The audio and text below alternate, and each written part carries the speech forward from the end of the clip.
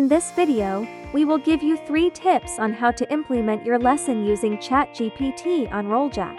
ChatGPT is a powerful language model that can assist teachers in a variety of ways. Teachers can personalize the learning experience for their students and facilitate more engaging classroom discussions to help students improve their skills. First, you can use ChatGPT to generate prompts for personalized learning materials and quizzes that you can use in Rolljak Auto Scoring Quiz. For the example, input the prompt, and after you get the result, copy and move it to the Rolljak Session Builder.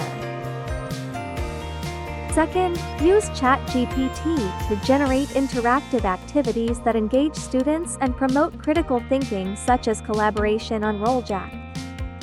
Turn on the collaboration phase and manage the number of collaborations per participant. Third, use ChatGPT to encourage creativity in the classrooms, such as sketch it out on Rolljak activity. You can add media or background to support your question. And for the extra tip, remember to include a specific grade at every prompt you submit to ChatGPT to help students meet the criteria. By following these tips, you can enhance your teaching practice in the classroom. Follow for other tips on Rolljak.